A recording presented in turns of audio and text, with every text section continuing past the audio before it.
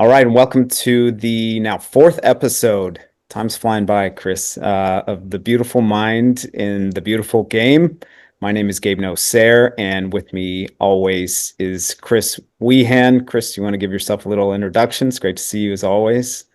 Great to see you as well. Time, as they say, is moving fast these days, Gabe. Can't believe we're already filming episode 4, but yes, my name is Chris Weehan. I played professional soccer for 7 years, and now I am a coach, really working with athletes specifically on the mindset piece in order to help them reach collegiate soccer, professional soccer, and whatever their goals are, and most importantly, just have a good experience as well within their sport. So, Gabe, do you want to introduce yourself?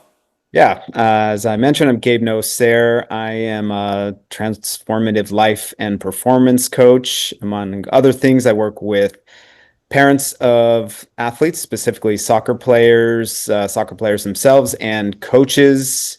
And, I believe it's all part of one team.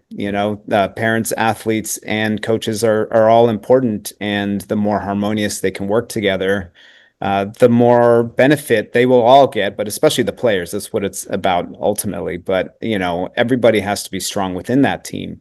And when it's not working harmoniously, then it can lead to burnout, which is the topic that we're going to focus on today. And I think, you know, we all have experience with burnout at times in our lives. I know you had burnout as a player, and I want to just go there right away. When do you think you felt the most burnout in your soccer journey, and what were the circumstances that led to that?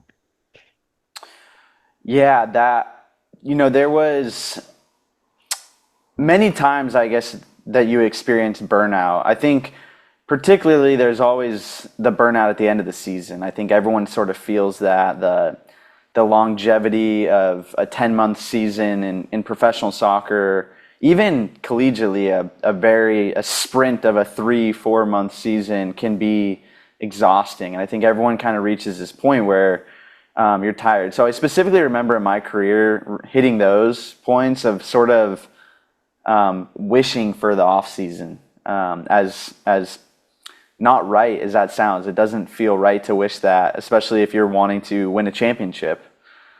Mm. But particularly in my career, I experienced burnout probably for the last 3 seasons, where I was really starting to feel like, all right, it's coming to an end. And I wrote down a couple reasons that I think that I believe why that happened for me, and I'm sure a lot of players would relate. But I kind of want to just put the first one out there, and I'd be curious to get your perspective as a coach, but also working with coaches and players. So I wrote the first one as, when you're no longer, what you're putting in is no longer returning to you. And I'm Mm. curious to know kind of what you think of that. So, well, I want to hear a little bit more. What do you mean by that exactly? So I believe that, what you put into the world will return to you. But there was a part of me that felt like I was putting, and maybe it was more the longevity of my career, that I had put my whole life into it, and it was no longer giving me what I felt like I had given to the sport. It was no longer giving me that joy, that love, that satisfaction. That piece was no longer returning to me. I loved soccer, and I loved the feeling of stepping onto the field and playing a game.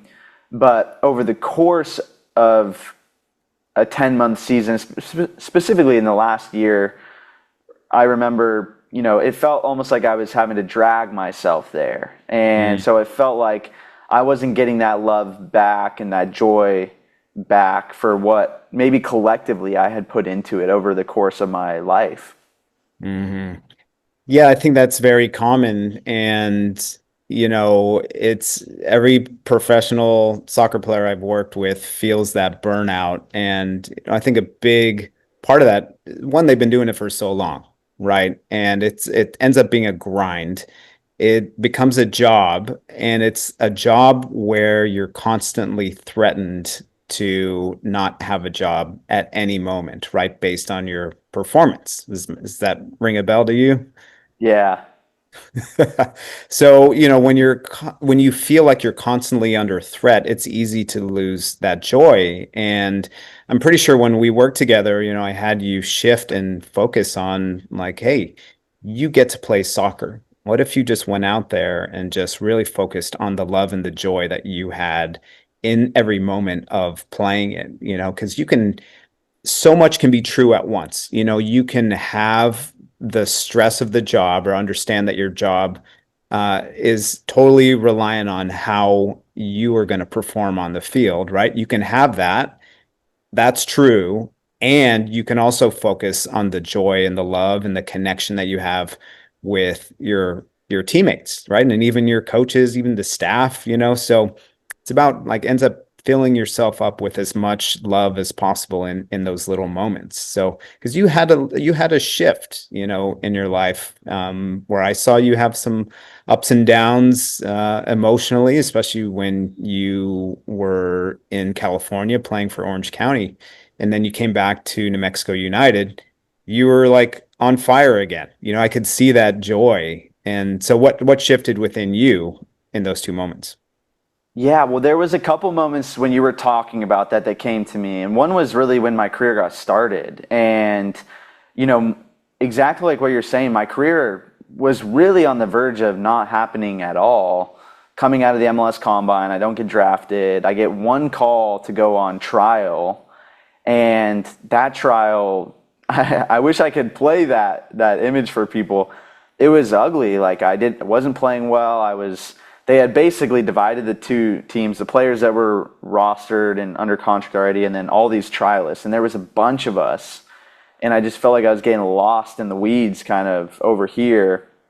And basically had one moment in like 2 days of training with the group of contracted players, and that kind of spurred the coach to give me a contract. Well, the contract offer was terrible. It was zero guaranteed dollars at first, but I remember, negotiating it up to like $500 a month, and that was the big shift for me. It was like, okay, I can feel this pressure of like this sucks, and like I have no value, or I could have shifted into like, hey, like what an opportunity. Like you get 1 year, like you sign for 1 year. Like that's amazing. You'll get to say that you played professional soccer to some degree and make the most of it and have fun. And I worked at a restaurant, and like I had a blast doing that, and like made a whole like community of people in Reno, Nevada. And then that kind of just propelled like that. Taking that approach to it really propelled my experience into having a great year. And my trajectory of my career started going upward from there. And that moment as well, going to Orange County and feeling the pressure of people. And another thing that I kind of touched upon and why I burned out was my views in the way in which I felt like doing things, the way I felt like expressing myself, the way I felt like people should be treated was so out of alignment from what the overall organization and people that were in the club were doing in Orange County. And so that misalignment was really difficult for me to navigate. And so I started burning out there. And when I came back to New Mexico United, it was like I was like free of that. Like I felt more like I could just show up as myself. I genuinely like was excited to see the people that I was going to be working with. And that like connection to those people was like so uplifting. And I remember I got sold from Orange County to New Mexico United. And I remember thinking about that, being like, wow, like there's a bit of pressure there's a bit of weight on that.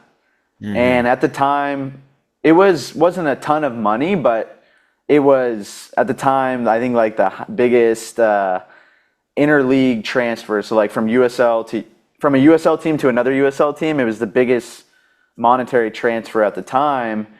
And I remember like being like, okay, I could really feel the pressure of that and like let that like override, or I could just, choose this sort of this free like play with this freedom.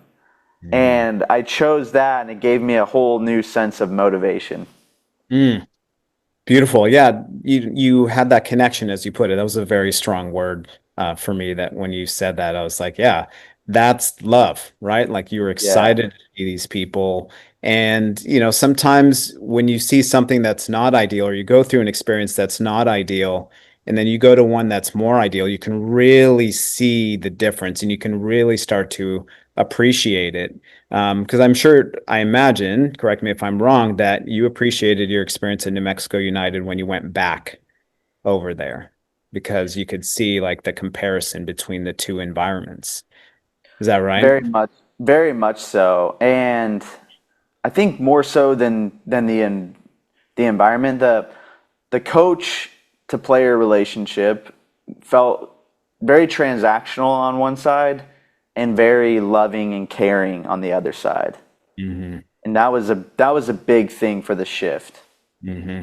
Yeah, and that really is one of the big factors that prevents burnout is to have a really healthy team culture and for the players to feel connected, one to the coach and to each other. And that's where, it's really helpful to do like team building stuff. When I came and worked with when you were your first round with New Mexico United and I came and worked with you guys, we did some team building stuff, but I could already see like this team is really connected. And you guys had that was your first New Mexico United's first season ever.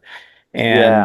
And I could see like the connection to that. And I know Troy Lassane, the coach at the time, was really focused on that. And I could tell that team culture was very, very important. And that's going to help no matter if you're a professional player, college player, or youth player. If you feel connection with your brothers or sisters, and also with the coach, that is what a healthy environment is. So, and that's a big part of intrinsic motivation. A big part of it is connectedness with each other. And, for parents out there, there are tricks, and I actually have a free guide on my website of how to help your child build intrinsic motivation. And that's a big part of it is to help them feel that connection, that relatedness, like, you have their back no matter what. And that's so important for teams. Like, coaches, of course, have to uphold high standards, but they also have to make sure and have that relatedness and that connection with their players, no matter if they're the number 18 player or in the front in the 11, you know? Um, so, that's a huge part of it. And, for kids, especially if they have a sense of autonomy and kind of sense of choice, where in the college game, in the professional game, even in the youth game, you don't have much choice. But at least if a coach or if a parent can at least communicate and get their feedback and get their word, it's like, hey, what do you think about this? That at least starts to help a child or help a professional or college athlete to feel that sense of autonomy like hey I at least was heard and the coach didn't necessarily take my feedback and apply it but at least the coach told me why so that sense of autonomy and the other part of help building intrinsic motivation is for players to feel like they're capable of doing something and that's huge for kids as well. And that's something I think enough coaches and parents don't focus on. A lot of them try, but they look at the end result like, hey, great goal that you scored. Where like true like sense of mastery comes with focusing on the little details. Hey, I loved how you took that glance over your shoulder, and before you turn the ball, you turn the right way to be able to create a little bit of space to finish or whatever it is. Something specific, not so much the end result. There are studies out there that are showing that players who have a high amount of intrinsic motivation, they have a less rate of burning out and dropping out. And I think that's something that a lot of parents can use to focus on and coaches as well. Yeah, and intrinsic motivation is sometimes it can't always be taught, right? It's sort of fostering that, like, how motivated am I to like pursue this? And a big teacher of mine right now is someone that talks heavily about following your passion, act on your passion until Mhm. it until you can take it no more. And that's been a message that's been sticking. I think that goes hand in hand with intrinsic motivation. And going back to our conversation around the parent athlete relationship, one thing that I think my parents did so well was fostering that motivation to allowing me to pursue soccer as much as I wanted to pursue it. If I loved it, if I enjoyed it, if I wanted to sign up, absolutely. Let's sign up. Let's play it. Oh, I want to play. Hey, I'm curious about playing volleyball. Go for it. Do it. Yeah, have fun. See if that's what you want to do. You know, that allowing that intrinsic motivation to be pursued. One thing that came to me when you were talking is team building. And I think that is such a massive piece. I didn't sort of realize that until you said it about burnout and collective burnout. And when I think of my career, the years that I think things were going really well, there was a balance between the responsibilities of being a part of the team in terms of like practice, we're showing up to practice, or community service events, but then also giving enough space and encouraging players to pursue things outside of those set responsibilities to Mhm. allow for organic and natural team building. So for instance, my first year when I played in Reno, Nevada, I think there was a ton of space created for us to pursue, who you like to hang out with on the team and team culture moments. We were starting off the season as a new organization. 3 or 4 games, we maybe scored 1 or 2 goals. I think we had one tie. We had 3 losses. We didn't. We felt like we didn't have an identity. It was, it didn't look great. And our coach said, "Hey, we're going up to Tahoe on Tuesday. We're playing a scrimmage against Tahoe Community College, and you guys have, everyone can, here's a bunch of hotel rooms. You guys can stay the night in South Lake Tahoe if you want after the game. You don't have to. Wednesday's going to be off, so you're welcome to stay up there and do whatever you want." And so there was, I would say probably 75% of us decided to stay after this game. And we had an amazing night in South Lake Tahoe. And, yes, of course, we were at a bar and there was a team bonding and action, but it was organic. It wasn't forced. It was, you could do Mhm. it if you want. And majority of us stayed together. We all decided to go to the same place. We had an amazing night. There was a funny moment where someone lost a bet. They had to buy this painting from the bar, and it lived in the locker room. And everyone, like, it was something that kind of like brought us together. It was a painting of Khaleesi from Game of Thrones. Yeah, nice. And like, I think when we clinched playoffs towards the end of the regular season, we had a team picture, and there was Khaleesi at the center of our team. So it was that organic team building that kind of brought us all together in that way. Yeah, I mean that kind of stuff is huge, because it opens your heart, right? You always have that connection, that deep connection in those special moments, especially like you said, when it's organic and not forced. And that's something that's so valuable and prevents players from dropping out. And you can do that at the youth level, not necessarily go to a bar and do Yeah. things, but there are so many other things you can do, like that sense of connection is so powerful because it's love, right? And love is like such a powerful force.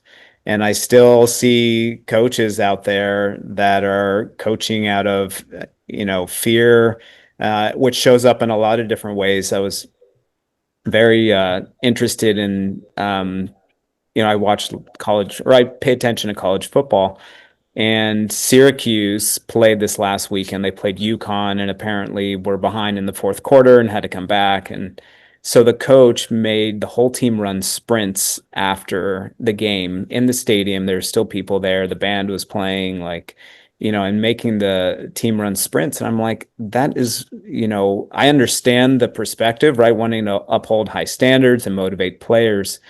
But on the other side of that, it's led from fear because it really came from frustration of the coach, right?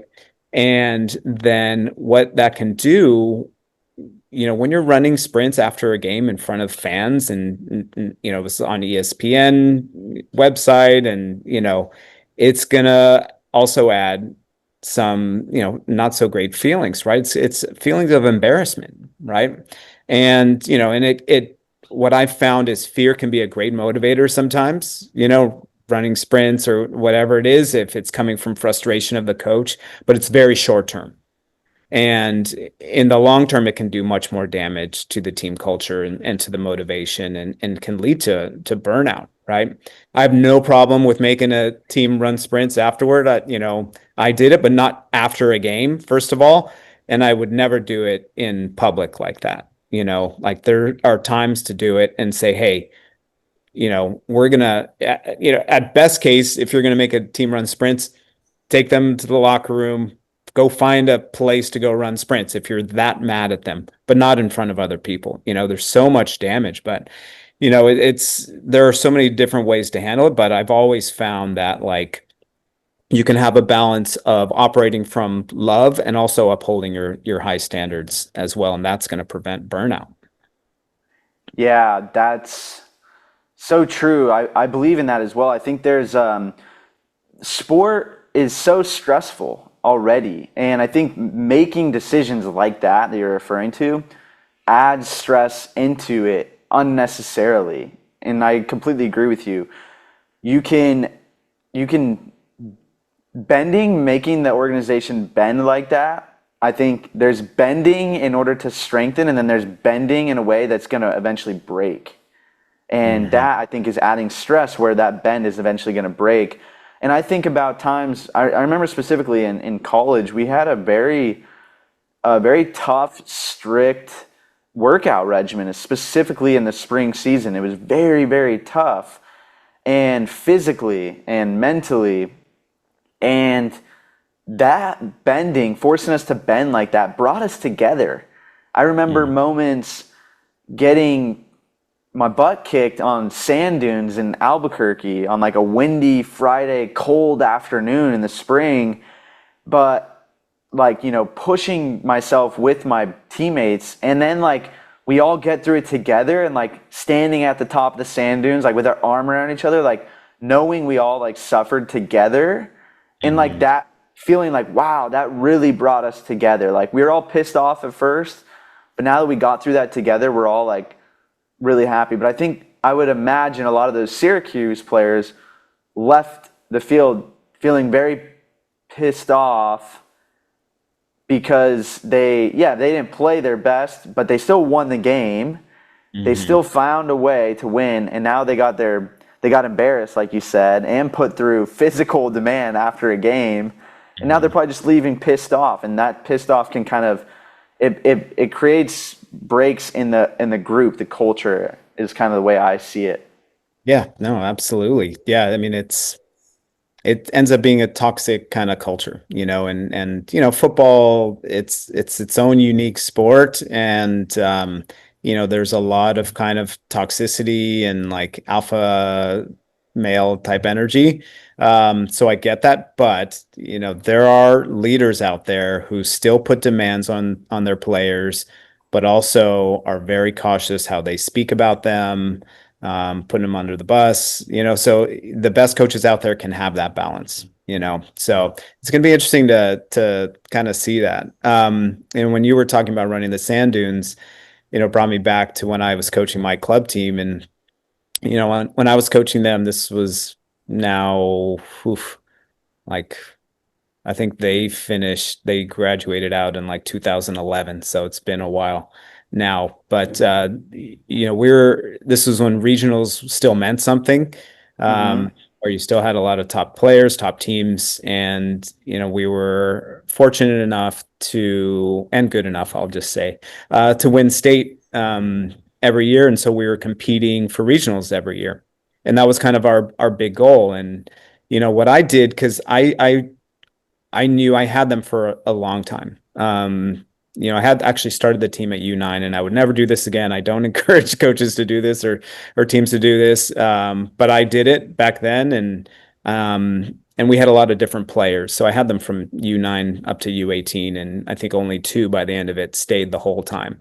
Um, but I knew they would get tired of my voice if I was constantly on them.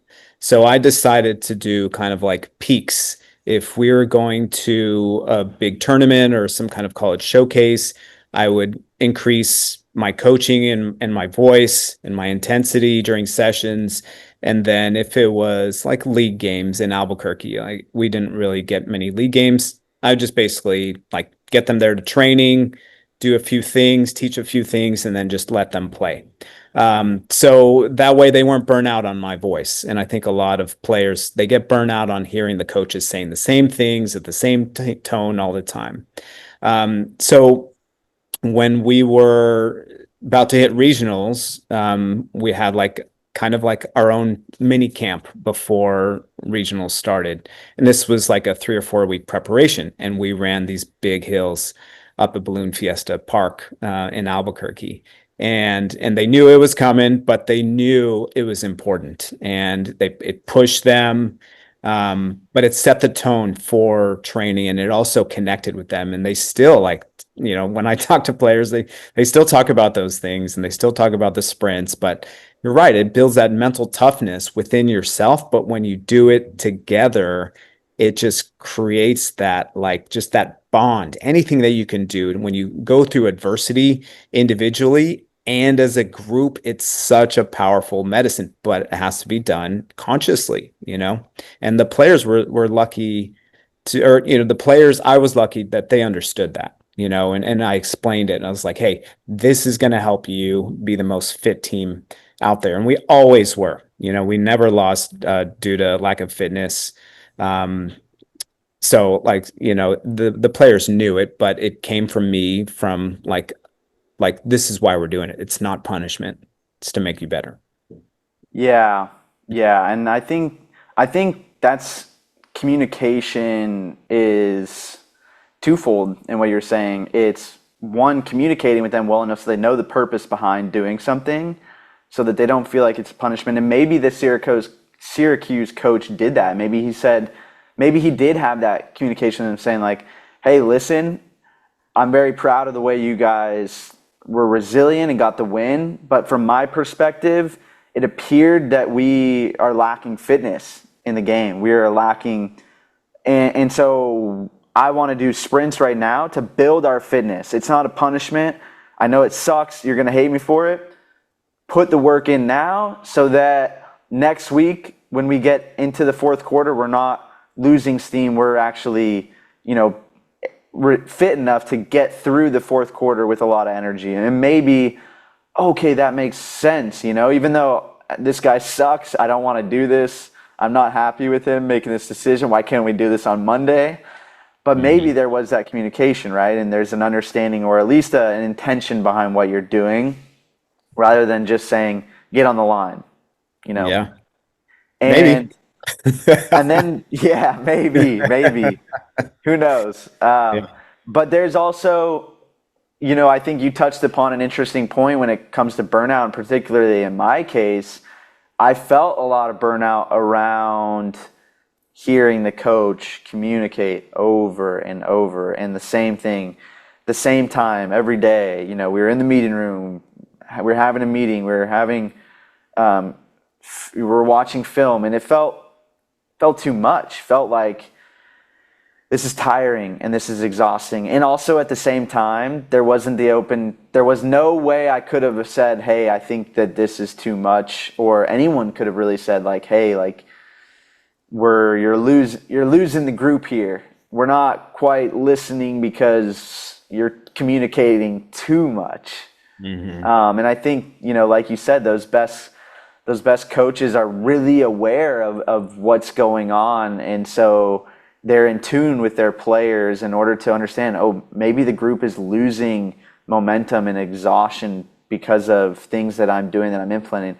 That's not my intention behind it, but oh, okay, that's interesting. How can I sort of change paths so that I don't cause burnout? hmm Yeah, because a part of being successful at anything, especially in sports, is there has to be an imbalance, unfortunately. You have to push yourself beyond what you're typically comfortable with, and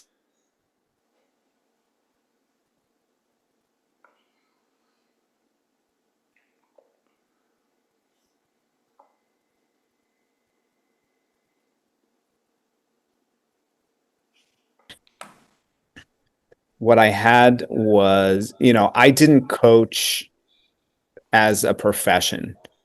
I coached as a hobby. Mm, And I was grateful for that because I had like a real job. I owned an indoor soccer arena, so it wasn't quite a real job.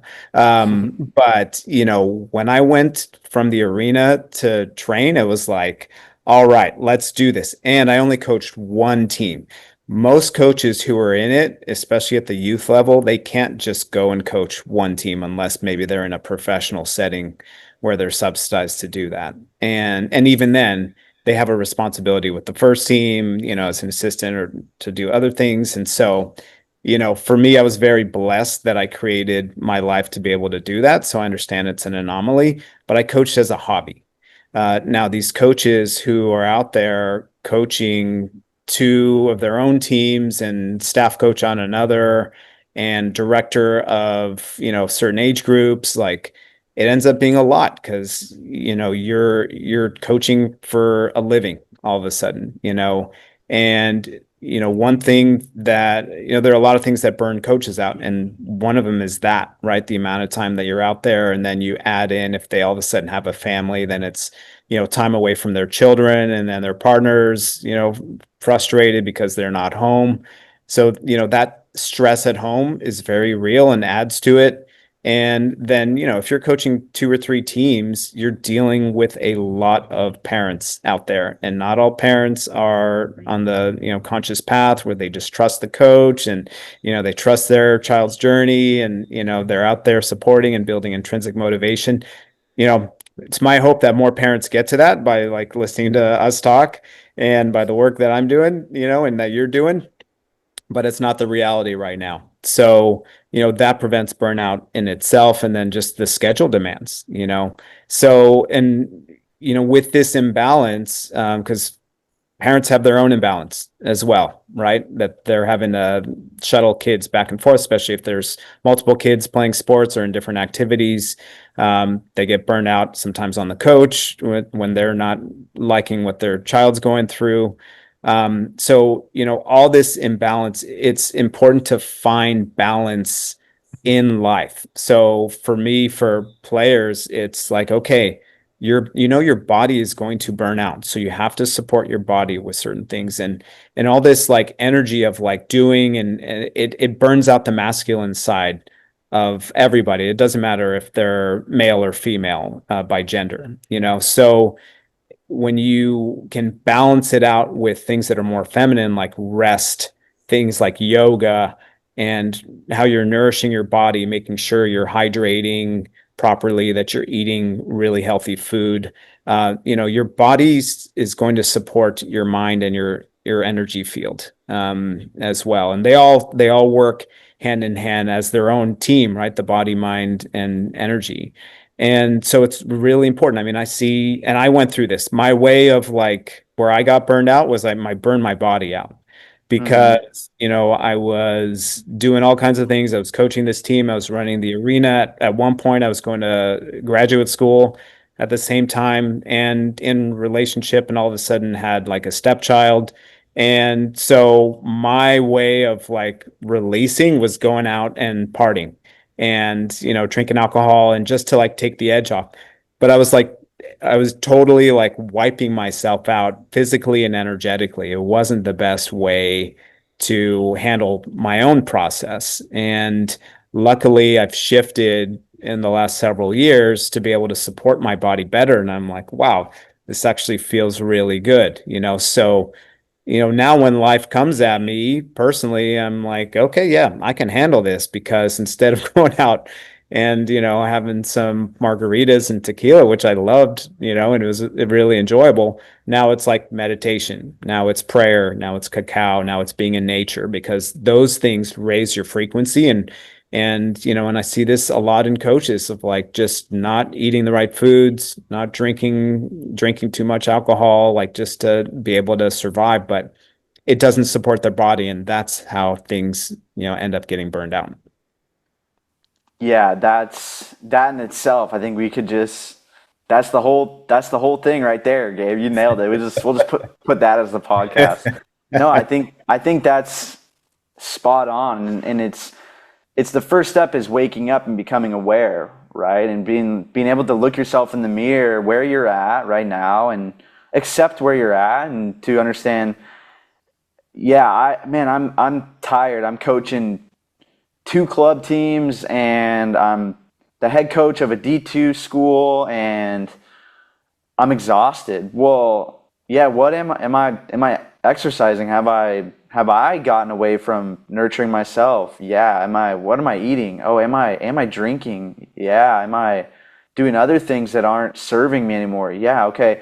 And it's just taking one step at a time and recognizing that those things aren't serving you. I saw in a clip the other day of a soccer podcast of a guy talking how at soccer tournaments or I think he was just referring to like a soccer tournament. He's like, all these teams are staying in a hotel and the hotel bar is packed and the hotel gym is empty.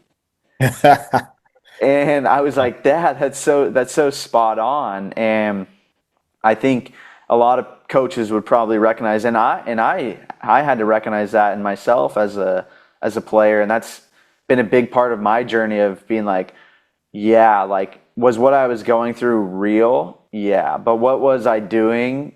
How was I treating myself, and how was I wasn't taking ownership over myself in that moment of burnout. And I experienced deep burnout, and I think also saw another clip of a doctor talking about when athletes experience like heavy burnout, the to get them out of that takes a long time. And that's been my experience of being like, wow, I was like really deep into the burnout for a lot of different reasons. And it was like breaking that mold of like who I was. And same exact thing with you. I remember yesterday I've minimized my alcohol consumption drastically. I don't I was using marijuana as well throughout my career. Not I don't use marijuana at all anymore. I sleep great. I meditate daily, morning and night sometimes. I'm stretching, I'm practicing yoga. I'm spending time in recovery that I wasn't doing when I was playing. Yesterday I woke up at 6 a.m. with my wife. I did a workout. I went to the trampoline park with my son. I jumped hard at the trampoline place. I was a kid yesterday for an hour and a half. Hmm. And all day I felt like I could go all day. It was like my energy was exploding. Like I was after my kid went or we went after dinner, we walked to the park. I was kicking the soccer ball around, I was, juggling, kicking the ball up, and I'm like, I felt like I could keep going. And then I got to the point in the night where I was like, like I almost felt like there was that sense to like keep pushing myself, like, okay, now do work, do this, and it was like, oh, okay, I feel so tired. My body's telling me, okay, now is time to rest, and Yeah. being aware of where I was at. So it was an interesting experience. Totally. Yeah. And I think that's a big part of the journey, right? Especially when you're so used to pushing yourself. You do that in all aspects of your life. And, I've seen that in a lot of people that, they go to extremes in a lot of different ways. For my journey, I've had to learn to slow down. And that's been a big message that I've had for years.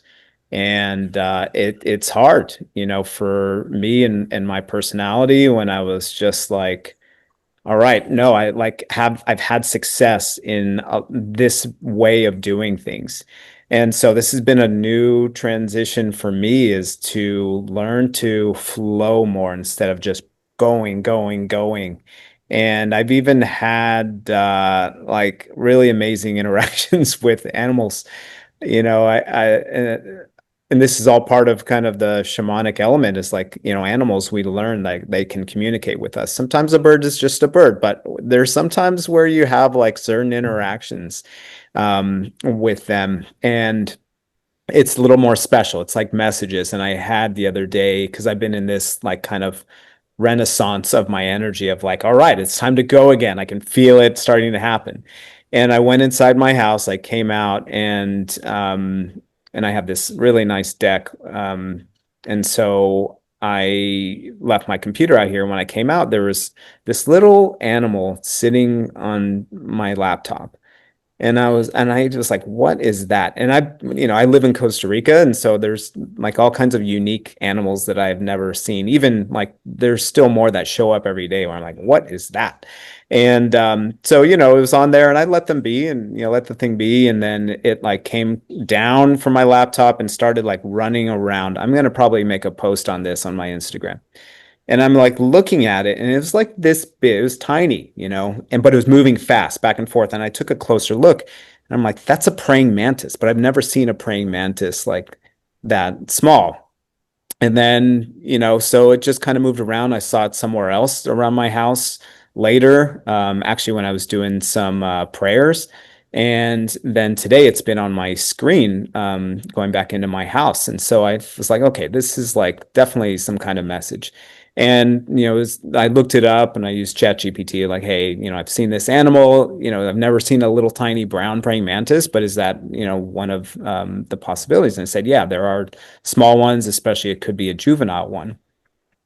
And so I said, okay, what's the spiritual meaning? And it was all about slowing down, staying present, and just being there, focusing on prayer, those kind of things. So it brought me back into like, hey, you can still move forward, but it doesn't have to be a sprint. It can be a nice, steady jog, and make sure and rest when time comes. And that's something I think all athletes, all coaches, all parents can do a much better job of, like finding those pockets of space, slowing down, and really using that to like recover your energy. Even if it's deep breathing for, you know, 5 breaths is going to help just to slow the nervous system, and it's going to help the body. So you have to find those little pockets of space when your life is out of balance and you're always driving, driving, driving. Find those pockets of space to really slow down, unplug, get away from the screen, chill out on the caffeine, because that's something else a lot of a lot of coaches do. It's like coffee first thing in the morning, like really do the things to help you recover energetically, like eating the right things, hydrating, sleeping, like get good sleep, stay off the screen the last hour. There's so many things. I mean, I could keep going. Yeah, But I think you know where I'm coming from. I know exactly where you're coming from. You're touching on a lot of good stuff. It's not, and it's about like, yeah, it's about flowing in life and then allowing that flow to like come through your work. And I think there's a part of me that is because I was in a very difficult place towards the end of my career because of burnout. And I think I attribute it to the way I was viewing my circumstances, the not taking ownership over myself, of putting the excuse that I'm miserable because I'm miserable because they gave me this bad contract offer. And I wasn't willing to like look myself in the mirror and be like, oh, okay. And like not like shame myself, like still love myself through that process, but be like, hey, like, and start to recognize that like when you become more aware and you open yourself up through practices, whatever practice that is, for you it's different than for me, but but the same idea is the same. And it's, you start to recognize, and you start to able to receive synchronicities like that. What is this animal that's showing up in my life, trying to tell me like, oh, and then you read that message and you probably knew right away, Hmm. exactly why that message came Yeah, to you. it's like, oh, there I go again, like 'cause you get caught up in your own stuff sometimes and you're not aware of it, right? And Yeah. especially when it's habitual, it's tough to break those patterns and those habits, and I consider myself a pretty aware person, but I still get caught up in the kind of old ways of being, and I'm so grateful for these messages of like, hey, dude, just remember to flow with it, and make sure and rest and recover as much as you can. It's so Yeah. crucial. Like I said, like we're all made up physical matter, mental matter, and energetic matter. And the more we can focus on those things, like how we're expending our energy, um, making sure that we recover in the best way possible, that's going to prevent burnout as well. So it's in life as a coach, as a parent, as a player, doesn't matter. You're going to have lack of control in a lot of things. So if you focus on what you can control and you can control those type of things, then those kind of things are going to make you more resilient and less likely to burn out. Yeah. And I think I completely agree with you. And I think the other message that's been coming across for me lately too is when I reflect back on myself at the towards the end of my career, I was looking for like quick fixes. I was like, what can I do today that's going to fix me for tomorrow?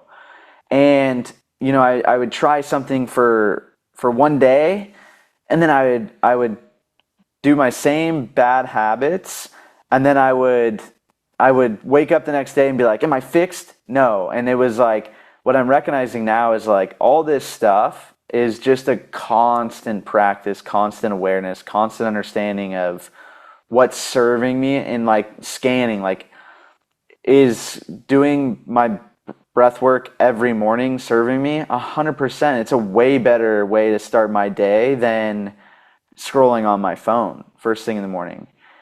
Hey, is exercising, is waking up and like jumping into exercise serving me? Yeah, it's making me feel better. It's time that I can spend with my wife, and it's good. My body is feeling good. It's feeling better. Yeah, keep doing that.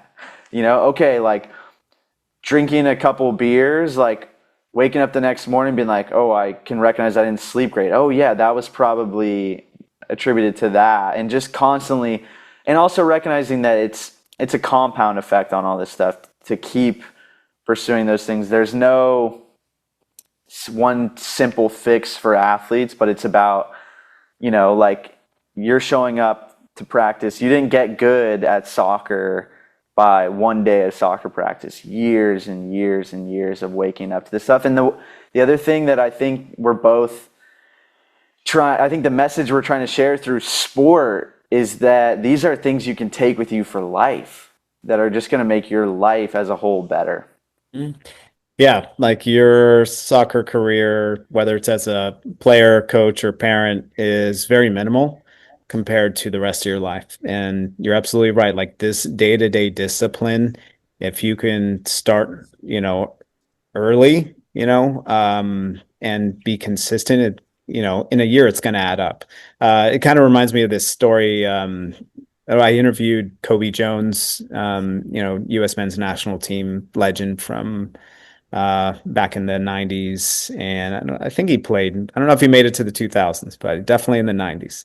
Um, but he was talking about doing the extra work after practice.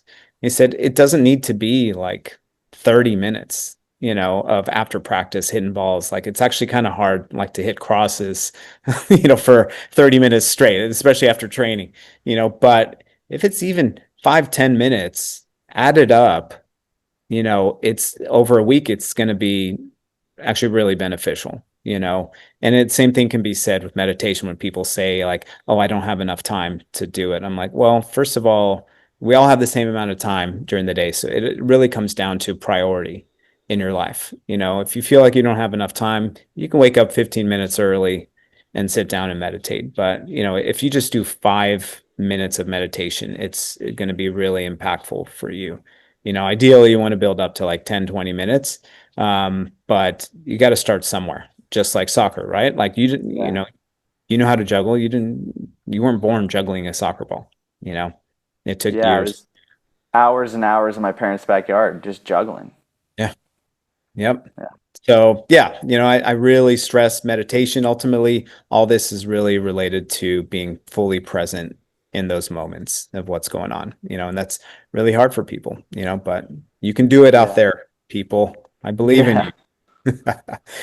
Chris, Absolutely. this has been fantastic. We haven't talked about our last episode yet, so I think it's going to kind of be a mystery of what's coming up, unless you have some ideas.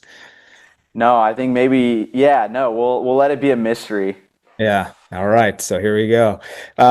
Chris, how can people get a hold of you and let them know what you have going on? Yeah, my website is www.cocreatesc.com. And I am also very active on Instagram as well as YouTube. Those are the best ways to reach me. But I offer a free 30-minute call for athletes and their parents that want to just discuss what they're going through and how I can help them on their path to whether it's reaching college, playing professional soccer, and ultimately, like I said, just having a better experience in sport and building skills that can translate to life. And how about for you, Gabe? Yeah. Well, first of all, that's beautiful. It's like, this is a man with a lot of experience in those kind of things. So take advantage. So my website is aclearmind.com. I have links to all my social media on there as well. I have some free resources and I have like this program called Raising Resilient Athletes. That's for parents to help their children, their athletes be more resilient in their sports journey, but it actually ends up helping the parent be more resilient as well, because it really helps them take a look at themselves and get to know themselves better so that then they can better support their athlete as well. So it's aclearmind.com. Chris, this is, as always, it's like such a pleasure. Really geek out and talking to you. I really enjoy it. Likewise, Gabe. Thank you. You were a great coach for me, a great mentor, and I really appreciate like you sharing your message because I'm writing down things that I'm learning from you over here. So I appreciate it, and I'm sure that other people are going to find your wisdom extremely valuable. Thanks. I appreciate that. All right, y'all. We'll see All you right. next time. See you next week.